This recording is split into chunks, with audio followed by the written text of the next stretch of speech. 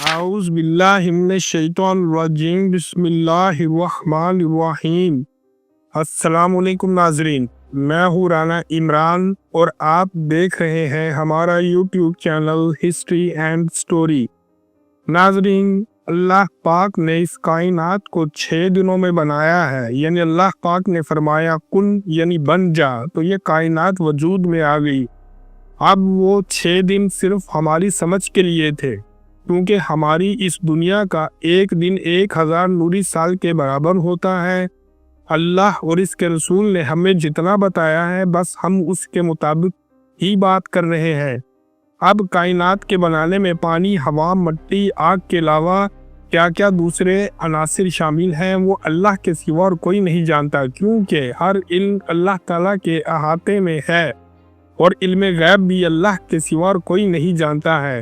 اس لیے ستاروں کا علم یعنی علم نجوم بھی اللہ کے سوا اور کوئی نہیں جانتا ہے، مگر چونکہ انسان اس دنیا میں اللہ کا خلیفہ ہے اور انسان کو جو علوم دیے گئے ہیں وہ اللہ ہی کی جانب سے عطا کیے گئے ہیں، اس لیے علم نجوم بھی ایک علم ہے جسے علم جفر بھی کہتے ہیں، جو معبرین اور محققین کے اندازوں پر مبنی ہوتا ہے، کیونکہ پرفیکٹ علم صرف وحی کا علم تھا جو انبیاء کرام پر اتارا جاتا تھا۔ اس کے بعد جو بھی علوم ہے وہ پرفیکٹ نہیں ہے، اس لیے ان کے لیے اندازوں کا لفظ استعمال کرنا ہی ٹھیک رہتا ہے۔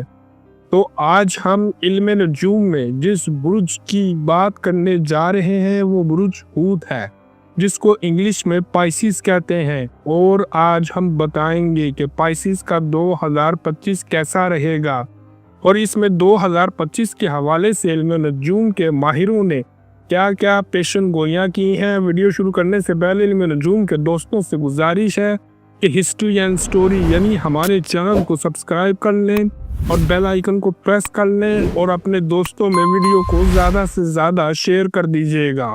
تو بنا دیر کیے ویڈیو شروع کرتے ہیں۔ علم نجوم میں دائرۃ البروج کے 330 سے 360 درجات پر مشتمل حصہ برج ہوت یعنی پائسیس کہلاتا ہے۔ فطری ترتیب کے لحاظ سے یہ آخری اور 12واں برج ہے۔ شمس تقریباً 19 فروری سے 20 مارچ تک اس برج میں گردش کرتا ہے۔ برج ہوت یعنی پائسیس والوں کے لیے سال 2025 کی سب سے پہلی اور بڑی خوشخبری یہی ہے کہ سال 2022 میں لگنے والی ساڑھ ستی سال 2025 کے اکتوبر میں ختم ہونے جا رہی ہے۔ اگر آپ دوستوں میں سے کسی کو اگر ساڑھ ستی کا نہیں پتا ہے تو ہم بتاتے چلیں کہ ساڑھ ستی 2 قسم کی ہوتی ہے۔ ایک ساڑھ ستی جس کا دورانیہ 7.5 سال کا ہوتا ہے اور دوسری ساڑھ ستی جس کا دورانیہ 2.5 سال کا ہوتا ہے۔ ساڑھ ستی کے لغوی معنی یہ ہے کہ نحوست برے سال، یعنی وہ سال جس میں بے روزگاری، کاروبار میں نقصان، قانونی پیچیدگیاں، بیماریاں اور دیگر آفتیں آتی ہیں، جس میں رہنے والا شخص مایوس ہو جاتا ہے اور سمجھتا ہے کہ شاید میرا نصیب یہی ہے، حالانکہ ایک طرح سے یہ بھی ایک آزمائشی دور ہوتا ہے۔ خیر، آگے چلتے ہیں۔ اگر اس سال مالی قواعد کے حساب سے دیکھا جائے تو سال 2025 کے مطابق برج ہوت ذائچے کے مطابق آپ اپنی محنت کے حساب سے 100% نہ صحیح لیکن 70 سے 80% فائدہ حاصل کرتے رہیں گے۔ اس کے علاوہ تجارت اور روزگار کے حوالے سے اندرونی اور بیرونی سفر بھی متوقع ہیں۔ برج ہوت والوں کو چاہیے اس سال دن کے آغاز سے ہی 27 ٹائم یعنی 27 بار یا علیو اور یا غنیو، یا علیو اور یا غنیو کا اول و آخر 3 بار درود شریف سے ہی شروع کریں۔ انشاءاللہ جلد ہی اس کے اچھے نتائج آپ کے سامنے آنا شروع ہو جائیں گے۔ سال 2025 میں اگر آپ کی نوکری کے حوالے سے دیکھا جائے تو جیسا کہ آپ کو بتا دیا گیا ہے کہ آپ کے ستاروں کی گردش اب ختم ہونے جا رہی ہے، کیونکہ آپ نے بہت پریشانیوں اور مصیبتوں کو برداشت کیا ہے، اس لیے آپ کو اب پھل ملنے کا ٹائم نزدیک آ رہا ہے۔ نوکری کے نظریے سے یہ سال अवरीज है यानी मतवस्त है, दरमियाना है।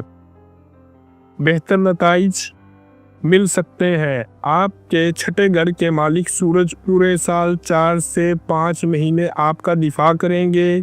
वहीं मई के बाद छठे घर में केतु की गर्दिश भी आपकी नौकरी में आपकी हमायत करेगी। लिहाजा साल के पहले हिस्से में नौकरी के सिलसिले में केतु की गर्दिश भी आपकी नौकरी में आपसे ताबन करती नजर आ रही है।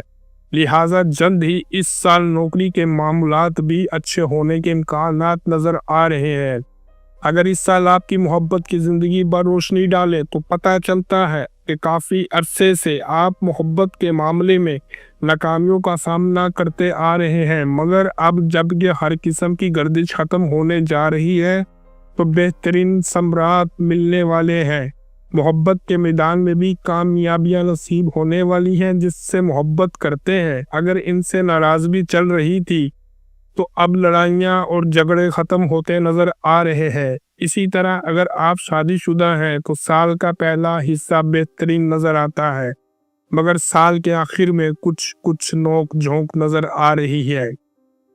साल 2025 बुर्ज हूद यानी पाइसिस वालों के लिए ज़मीन और मकान से मुताल्लिक मामलात के लिए काफ़ी अच्छा मालूम हो रहा है। खासकर मई का दरमियानी हिस्सा जिस पर किसी मनफी सियारे का असर लंबे वक्त तक नहीं है। इसलिए जायचे के मुताबिक आप न सिर्फ ज़मीन या ज़मीन का वो हिस्सा खरीद सकेंगे बल्कि घर की तामीर को भी आगे बढ़ा सकेंगे। यानी मुख्तसर ये कि अगर कोई ज़मीन या जायदाद खरीदनी है तो मई के दरमियानी दिनों में खरीद लें, ये वक्त अच्छा रहेगा। इसके साथ ही हमारी आज की वीडियो यहीं पर ख़त्म होती है। उम्मीद है आपको वीडियो पसंद आई होगी, इसलिए चैनल को सब्सक्राइब कर दो और बेल आइकन को दबाकर वीडियो को अपने दोस्तों में ज़्यादा से ज़्यादा शेयर कर दें। अब टीम और राना इमरान को इजाज़त दीजिए। अल्लाह हाफिज़।